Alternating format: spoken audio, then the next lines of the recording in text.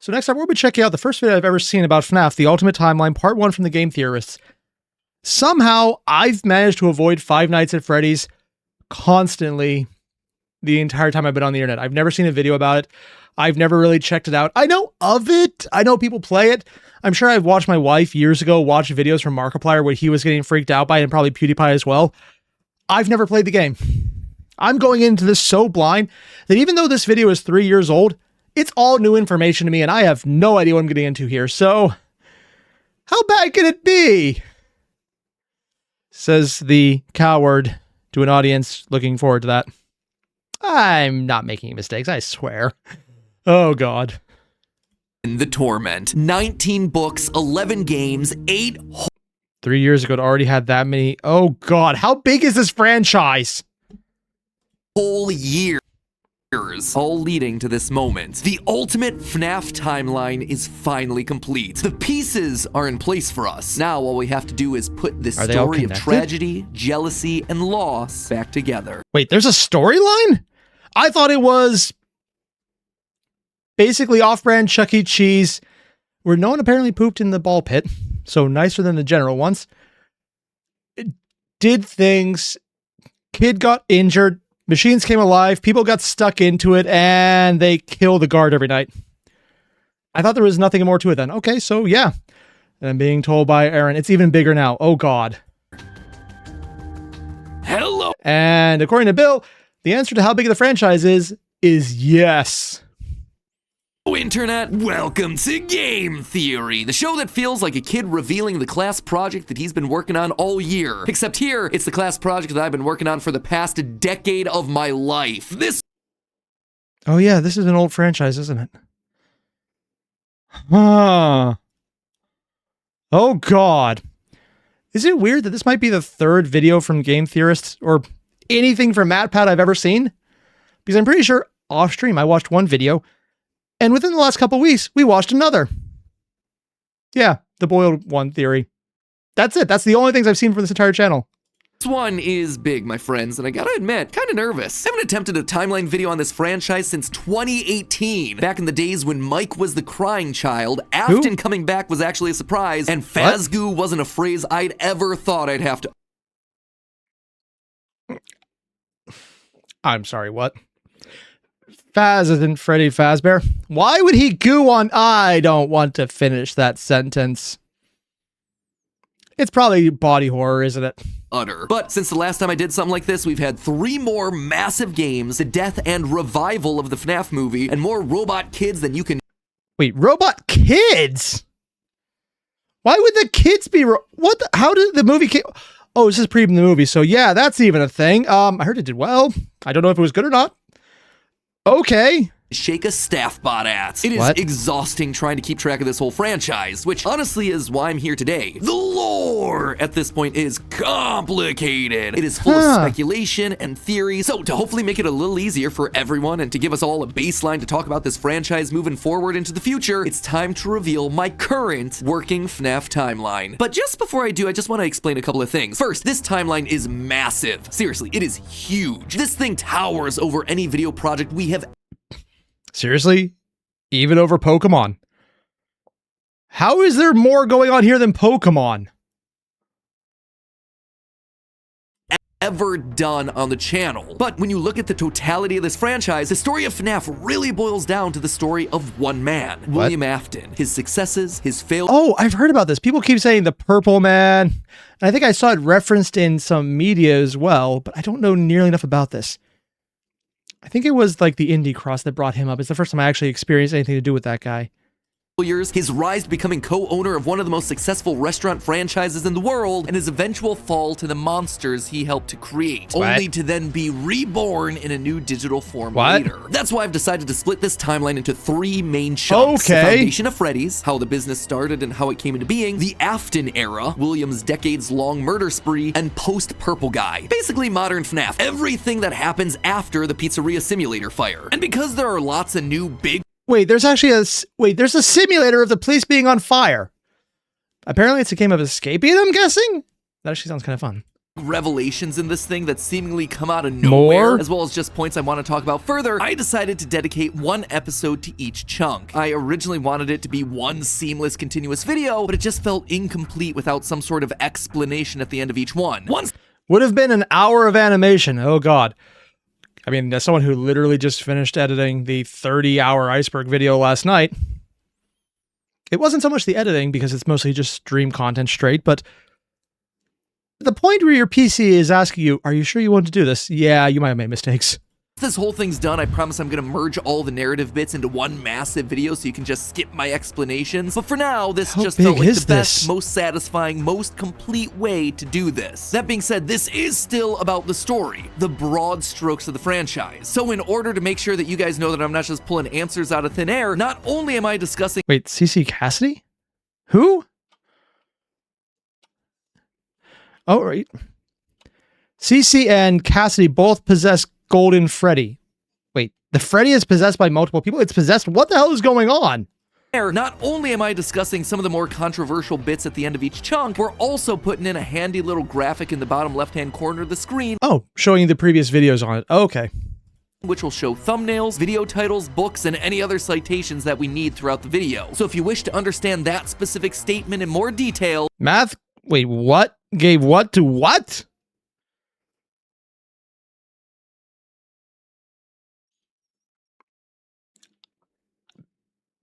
Let's just not answer that one. You know exactly where we've taken it from. That way you can look into those— Also, I'm being told CC is one of the dead kids. Oh, how many dead kids? You know what? That's a sentence I don't think I want to finish. Those details for yourself. So sit back, grab some popcorn or your pitchforks if you're the type to get upset when I say something controversial, and make sure that you subscribe, since this is going to be a video that you're— saying things controversial. I've never done that. You're going to want to come back to a few times in order to fully dissect. Without any more waiting, I present to you the story of a loving, obsessive father who slowly descended into madness, and along the way discovered the secret to eternal life.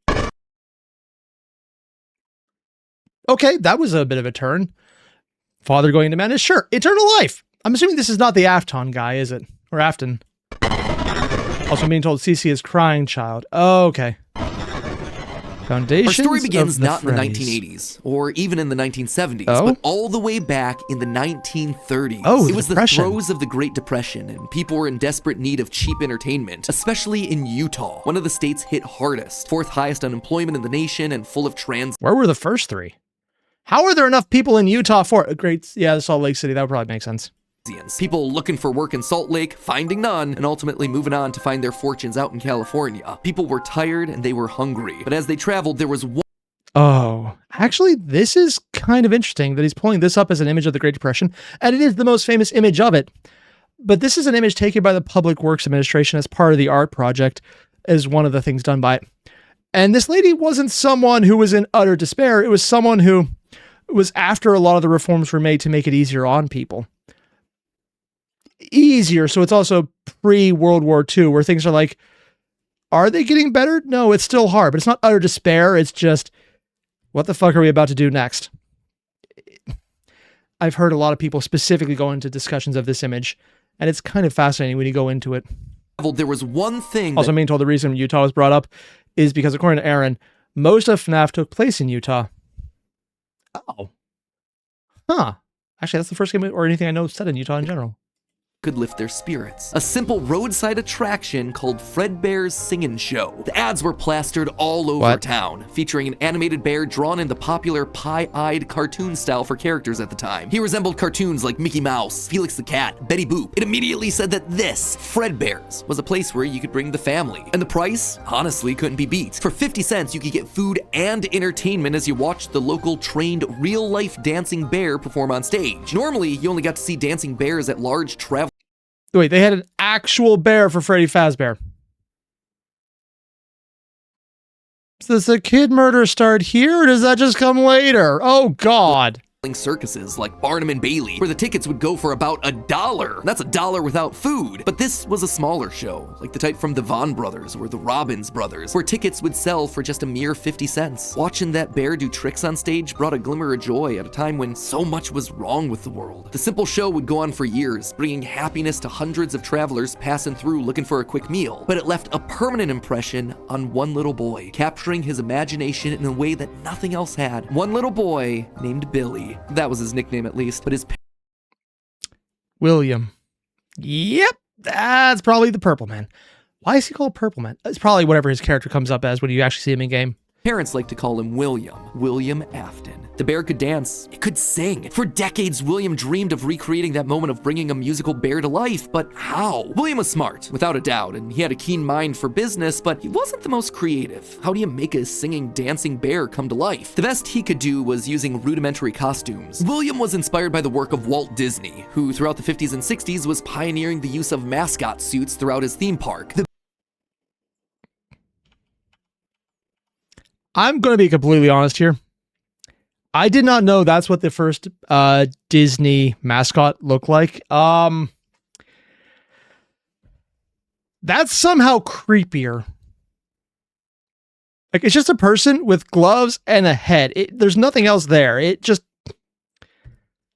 I mean, or like nothing else character related beyond that. It's like the dress too, but it's just a person with the head on and big gloves. It looks like a furry costume, man. I'm going to be the first to say it. No, actually, never mind. I'm probably not the first to say that. It's probably something that's been said a lot. Oh, God. Also, ooh, and Golden mentioned that that's roughly $10 in today's time. So, honestly, not a bad deal. So, yeah, honestly, if the dancing or singing bear was $10 with food, shit, yeah, that actually sounds like a good deal now, even. Yeah. Wait until you see the first Chuck E. Cheese mascot. No, I've seen it. I don't want to. Oh, God. The big innovation, suits with 5 fingers. This allows... Wait, 5 fingers? See, even here it looks better. Because they have everything look a little puffier, so it's a little more cartoony, beyond just the head and the hands. The performers wearing the suits to use their natural arms and hands to interact with the guests, as opposed to the older models where the arms would just hang limply by their sides. That's what they did the first time? Oh, that is terrifying. Finally, with a simple mascot suit, he would be able to realize his childhood dream. He would be able to bring Fredbear to life. To appeal to the kids, and for copyright reasons, he changed Fredbear from a realistic brown animal to a cartoonish yellow bear with a purple hat and bow tie. But feeling like one character wasn't enough, he added another friend, a yellow rabbit with a purple vest and matching tie named Bonnie the Bunny. Well, why is everything golden and purple? Because he's probably called Purple Man for a reason. It's his color.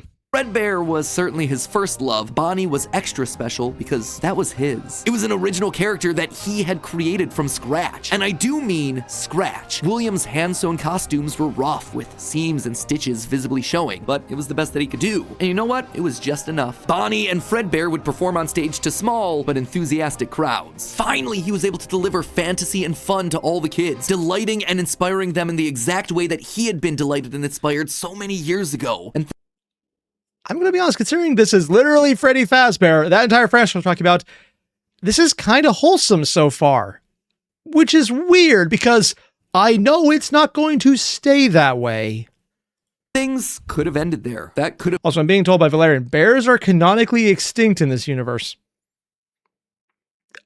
That's a choice. Okay.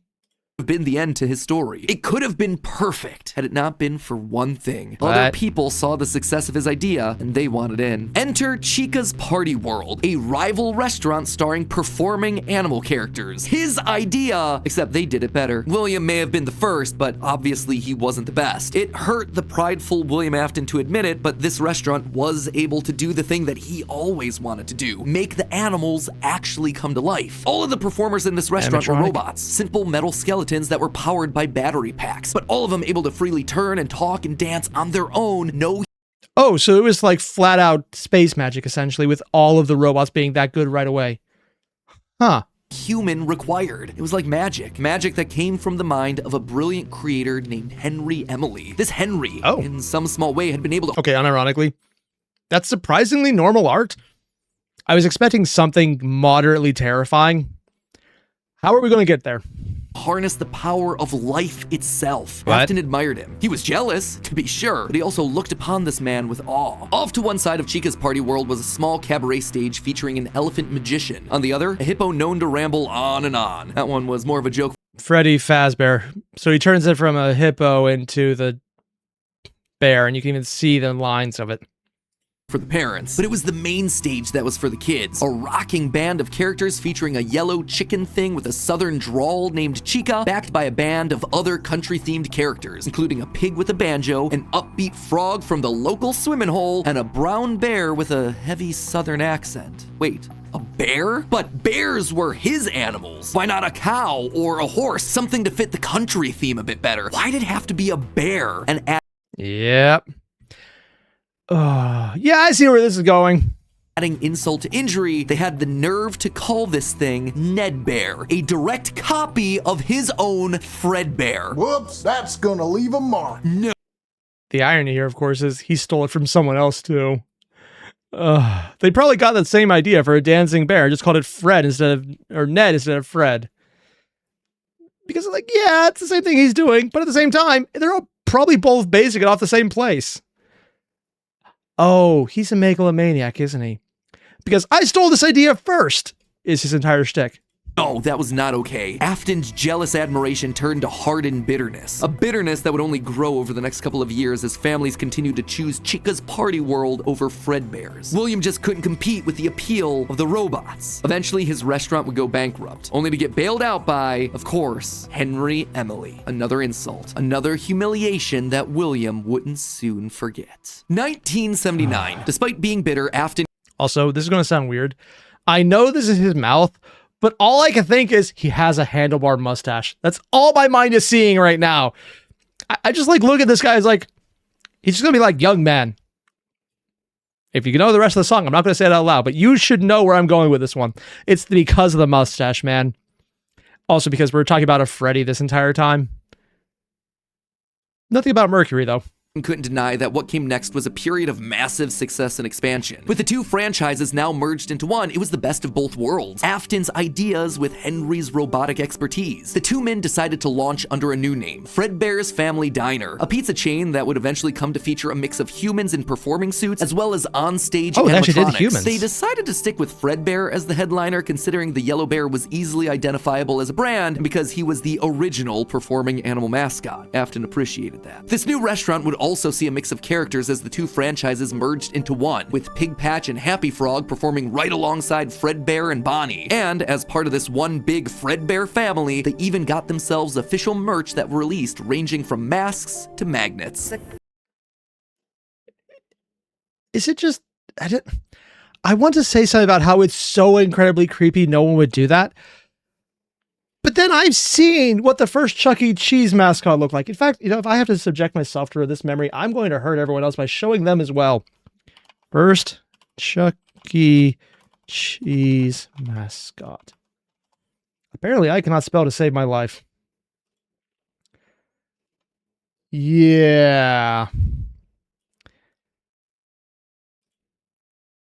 The Rat. Like, this is what it looked like from time. It's like, this is fine. That's fine. This is still weird. Oh, God, why? Like, just put it down and put it out of our misery, man. This is moderately terrifying. So I can't even say they're off the mark on this one. It kind of hurts to think, oh God, yeah, someone IRL thought this was a good idea, which is why this is probably based on that. But still, the fact that IRL, it's literally there. Ugh. Crappy Mr. Hippo fridge magnet? Yep. I am sorry, Gregory. That said, not all the characters were winners. The reception to some characters was just mediocre. So they faded away into the dumpster, storage units, and retro budget tech stores of lost nostalgia, waiting for their chance to step back into the limelight if and when a headliner went out of commission. Others, though, would fare much better, like a new Pirate Fox, as well as a blue guitar-playing variant of the yellow Bonnie Bunny. Ultimately, the franchise would get so big, it would spawn its own cartoon show, Fredbear Seriously? and friends. Business was booming. In the end, Fredbear and Bonnie's popularity would be so strong that they would be able to support the Fredbear's Family Diner franchise all on their own, while also spinning off a new sister location dedicated to their friends. In 1983, Freddy Fazbear's Pizza launched, giving a dedicated home to all this new supporting cast of characters. Chica the Chicken, Bonnie the Blue Bunny, Foxy the Pirate, and of course the headliner, a brown Freddy Fazbear. Business. So the brown Freddy, the one who's from the first game, is actually the spin-off Freddy. Huh. Because I thought Sister Location was going to be like a sequel, but I guess that's the original one as far as the gameplay goes. God, their mouths look freaky. Was good, and Afton was happy, mostly. It did bother him that the one original character that he created, the one that he himself played, Golden Bonnie, got passed over for inclusion in that cartoon show. The only character in the roster of regulars to get ignored for the show, but other than that, things were going smoothly. He had himself a wife, 2 sons, a daughter, he had a thriving business, and best of all, he was able to learn the craft of robotics from the man that he both loved and hated, Henry. Together, how does the guy who literally has everything, who's getting bailed out of just not being there, somehow also about to become the monster? Oh, yeah, because there's a system of child murder. Because of course there is.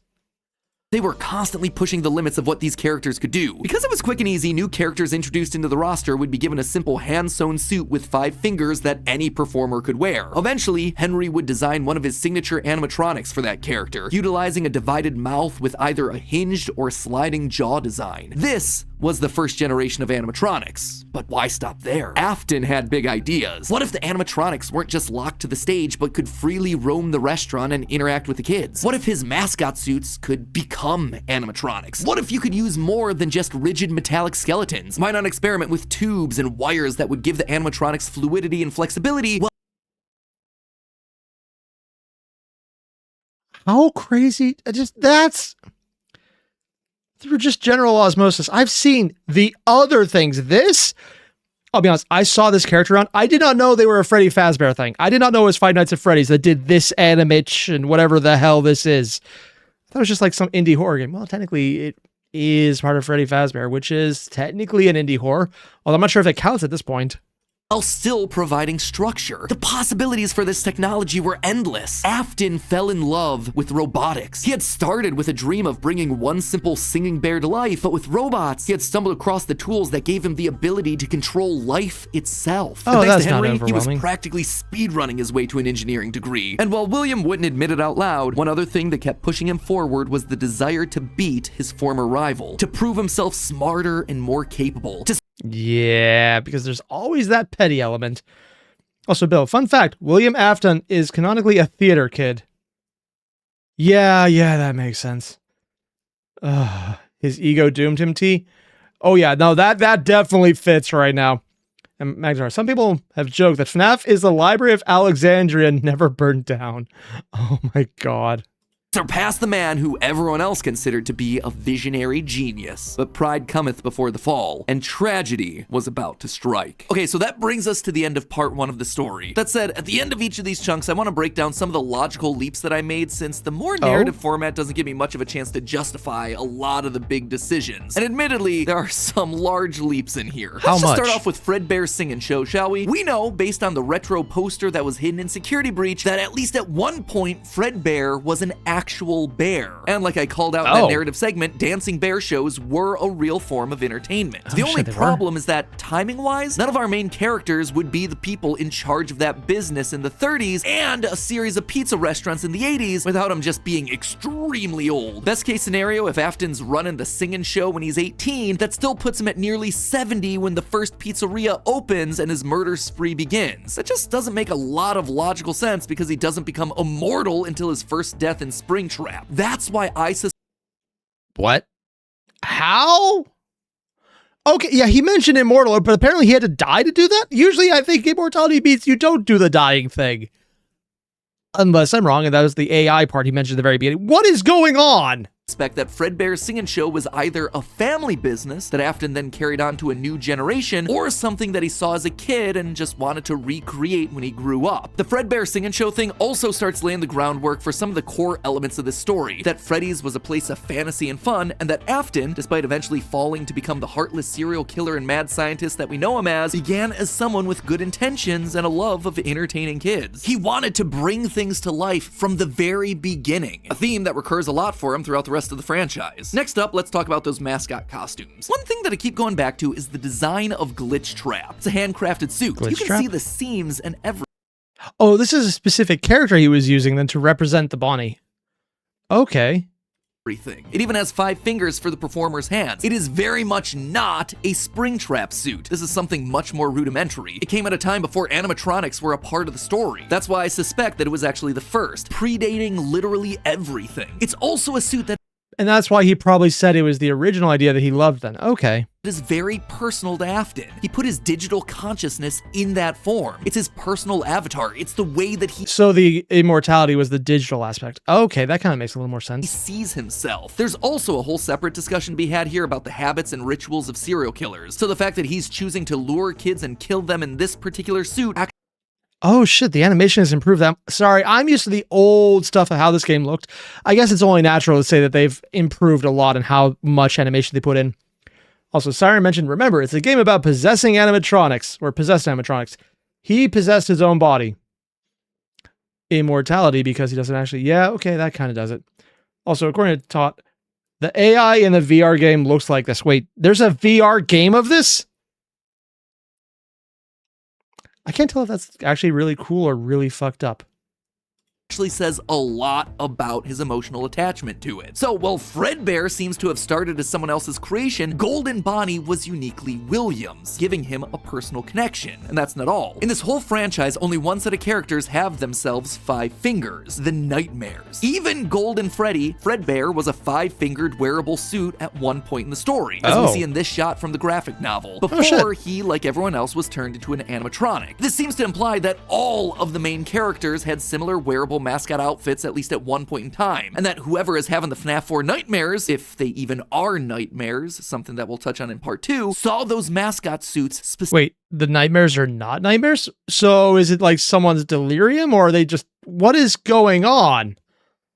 Specifically. Lastly, we have to talk about the elephant in the room. The literal elephant, Orville Elephant, as well. Oh, there actually was an elephant.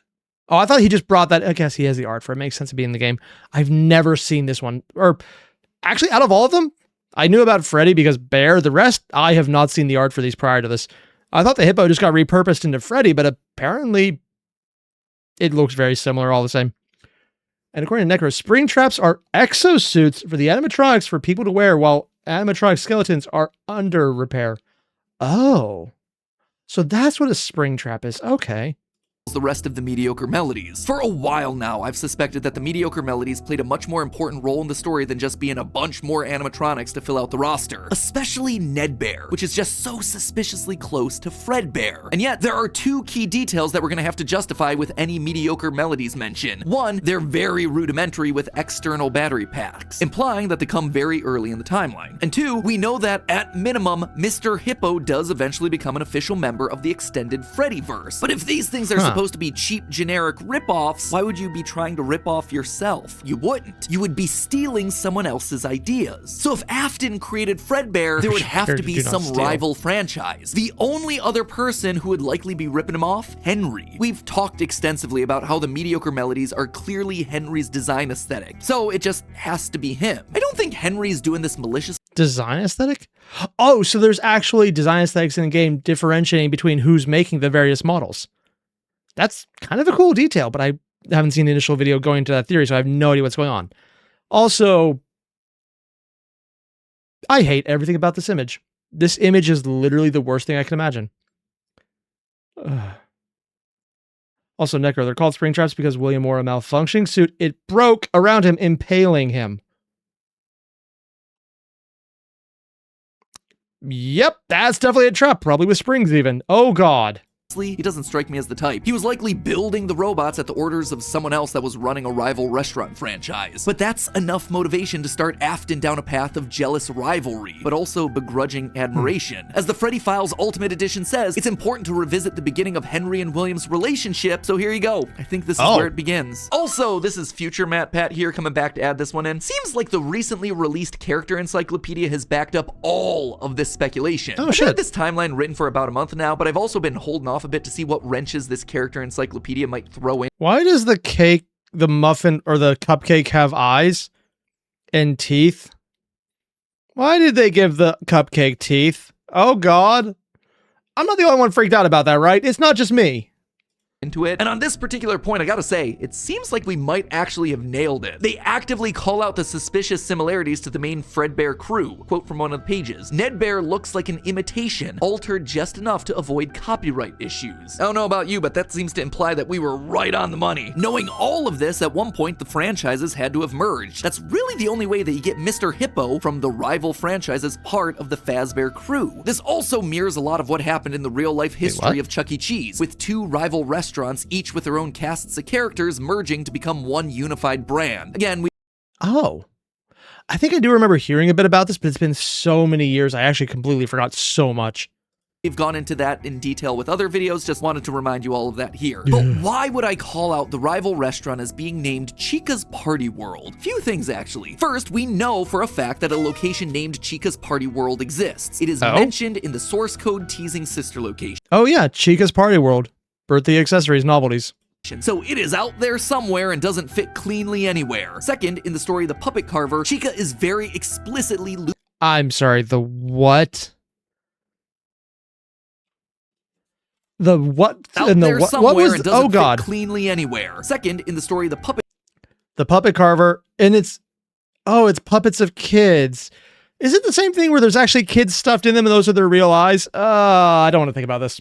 Carver, Chica is very explicitly looped in with the book versions of Pig Patch and Ned Bear, implying that she started as a mediocre melody. Thirdly, her design just fits better with a theme of down-home country animals with southern accents playing the banjo and eating with bibs. And with her being the headliner of the show with her name on the restaurant, it would make sense then that when the restaurants merged, she was the one that was added to the main cast of characters while all the other mediocres faded away. It's also why when Freddy's closes after William's killing spree, she's the one to branch back off into her old franchise and is therefore missing in sister location.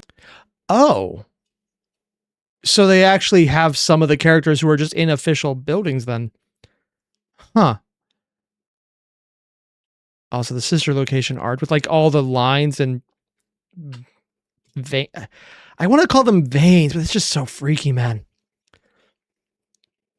Also, according to Siren, yeah, FNAF made a book series. They're essentially FNAF Goosebumps. Oh, lovely.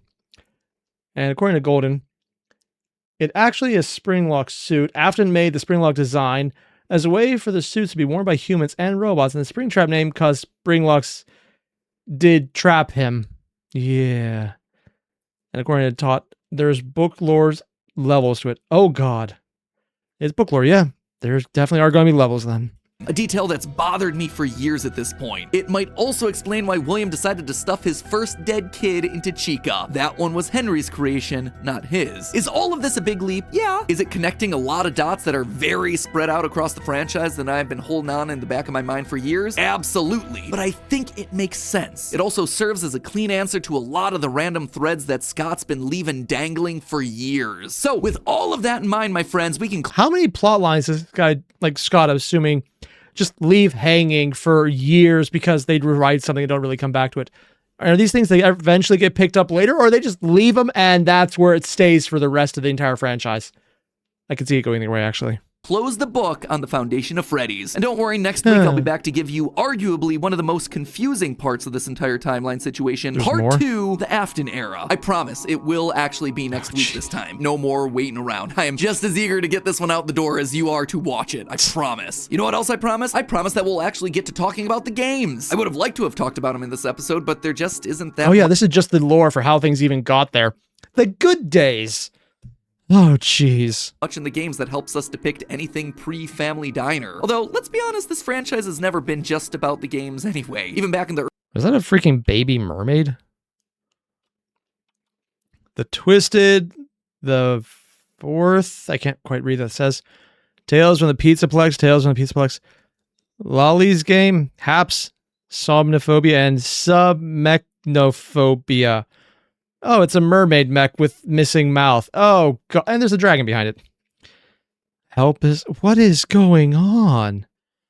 Like, the art just keeps getting weirder. Even back in the early days of FNAF, we were decoding images and source code that Scott fed us through the website. The modern day books and the clues that we get from those things, now they're just modern extensions of that. All of it is crucial to understanding this franchise and its lore. Unless, of course, Steel Wool finally gets around to making that Fredbear's Family Diner game they want to make so badly. I've always would love to do is get kind of back to, I have no clue if we'll ever be able to do this, but getting back to kind of like the origin of like Fazbear Entertainment or the origin of, the Family Diner, so it actually was named that way. Fazbear. But in the meantime, while we wait for that inevitably cryptic game, I hope that this start to the timeline helps to fill in some of those gaps. I'm excited to share part 2 with you next week. If you haven't subscribed and rang the bell, make sure you do it now so you're notified when that part drops. I cannot wait to see your thoughts down in the comments below. And as always, I remind you, it's all just a theory. A game theory. Yeah. Go easy.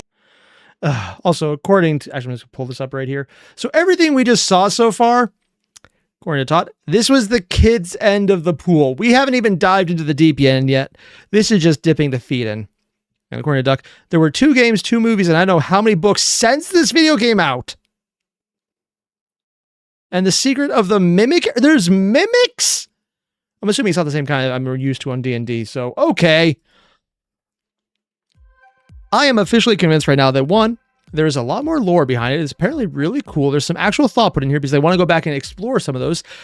And there's way more to this than I ever realized, which is literally nothing. So yeah, there's definitely a lot. What is going on?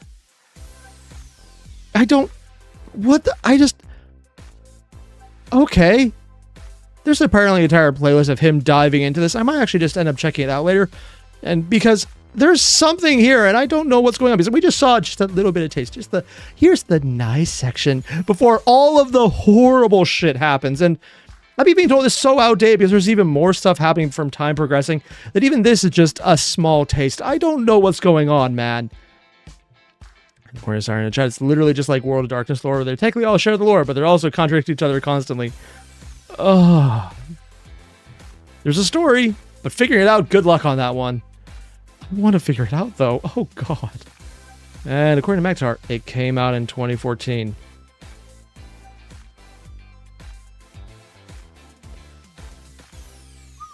Yep. Over a decade. Damn. You guys know the deal. There's a link below to the original video. Hit it up. I'll see you in the next one. Adios.